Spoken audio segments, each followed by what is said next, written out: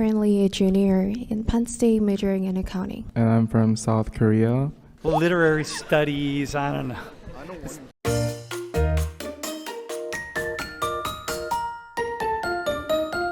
여러분도 잘 아시는 미국 펜실베니아 주립대학의 샘 리처드 교수의 강의입니다. 요즘 한류가 세계적인 인기를 끌다 보니 강의실에서도 한국 이야기가 한창인데요. 이번에는 샘 리처드 교수가 한국의 유별난 교육열에 대해 이야기합니다. 요즘 젊은 세대들이 얼마나 치열한 상황에서 경쟁하고 있는지 다룬 내용이죠. 과연 교수님은 친구들과 무슨 이야기를 나눴을까요? Term here, Hell Joseon. Can you guys talk about this a little bit? I gave some of the data. I mean, I laid a few things out. Can you talk about, have you heard of this before? It is to afford an apartment in Seoul, the capital. And it's really like, it's where most people would want to live in, have a job, have their housing.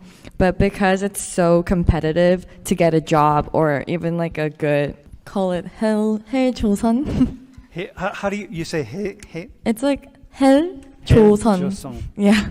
Hey, should we say what Joseon is?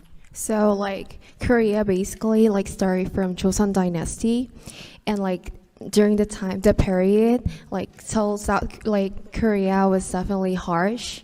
And like these days, since it is like still very competitive to live there, we have like compound words, which is like combination of Hell plus Joseon Dynasty, just as back then. The Joseon Dynasty was about 500 years. Yeah. And everything what we know about Korea today largely came together in the Joseon Dynasty. Yeah. About Hell Joseon. Hil.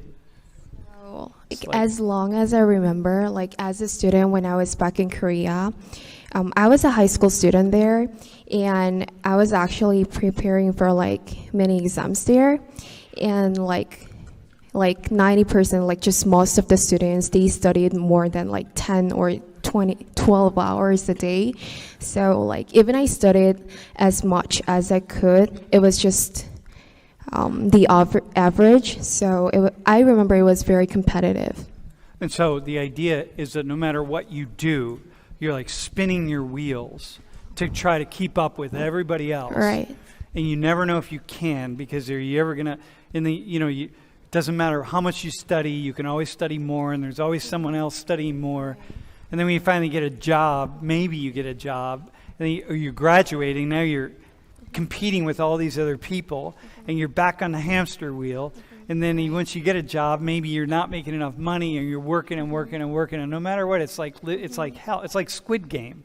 So like once before, like back in high school, I had a like talk with the academic counselor back in high school, and then she said like even if you like study really hard during the vacation, like that will just leave you as like just the average, because everyone's gonna like study hard during the period.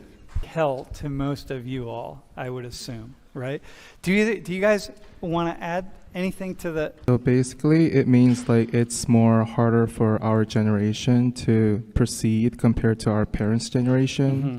Like for example, like it was okay to succeed like for our parents' generation, like when they had to get a loan and they were able to buy like apartments, Mm-hmm. but today it's really complicated and there's a lot of restrictions and it's more competitive. So yeah, literally it means it's hell for our generations compared to our parents' generations.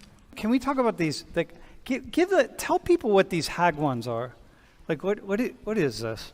Okay, so hagwon is like academic lessons that students take after school. It may be just tutor and or just normal lessons from another professionals. So, like Koreans are like, they're really into education. So going to more than 3 hagwons per day or like maybe 5, it's really normal for Koreans. To add on, there are like districts of hagwons. So there are different districts within Seoul. Some of them there are hagwons populated within the district, so the street would be full of buildings, and within the building there will be full of hagwons, like for math, science, English, foreign languages. There will be hagwon for literally anything, any subject you can think of. Okay, so hang on. So let's be clear here. You go to school, then you have lunch, and you go to afternoon school. Yeah? That's your regular school, which is already longer than in most places in the U.S., right? Like, what's the average school day? So normally it starts at 8, I think, and then ends at 3 afternoon. So that's only school. And Okay, then, all right, go ahead. and then after school, when I was in middle school, I went to like 2 or 3 hagwons.